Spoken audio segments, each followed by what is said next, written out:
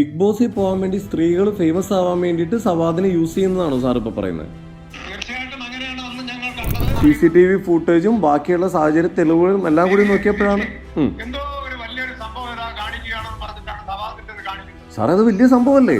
ബസിന്റെ ബോർഡ് നോക്കുന്നതാണ് അവിടെ കാണുന്നത്, അല്ലാതെ അവിടെ വേറെ ഒന്നും കാണുന്നില്ല. ആ ബസ്സിന്റെ അകത്താണ് ബാക്കി സംഭവങ്ങൾ നടന്നേക്കുന്നത്. എല്ലാ നാട്ടുകാരും എന്താ പറയാ കൈവെക്കുന്നത് കണ്ടപ്പോ പറയും ഓടിയത് മാത്രമേ ഉള്ളൂ. തൃശ്ശൂരിൽ നിന്ന് ഓടിയിട്ട് തമിഴ്നാട്ടിലാണ് പോയി പൊങ്ങിയേക്കുന്നത്. നമ്മളെല്ലാവരും മലയാളികളൊക്കെ പല ആവശ്യങ്ങൾക്ക് കേരളം വിട്ടു പോകുന്നു. അല്ല, ബസ്സിൽ നിന്ന് ഇറങ്ങി ഓടിയിട്ട് പൊള്ളാച്ചി റോഡിന്റെ കാര്യമുണ്ടോ? തൊട്ടടുത്തുള്ള പേരാവെങ്കിലും സ്റ്റേഷനിലോ അന്ന് തൃശ്ശൂര് അതെന്താ അടിസ്ഥാനത്തിലാണ് താങ്കൾ പറയുന്നത്? അല്ല, ഇതിപ്പോ അദ്ദേഹത്തിനെ സംബന്ധിച്ച് അദ്ദേഹമാണ് ഇതിലെ പ്രതി. അദ്ദേഹം ഈ പെൺകുട്ടി ഉപദ്രവിച്ചു വന്നിട്ട് ഇവിടെ വന്നിട്ടുള്ളത്. ഇങ്ങനെ ഒരു സ്റ്റേജിൽ വന്നാൽ ഞാനായാലും ഓടും.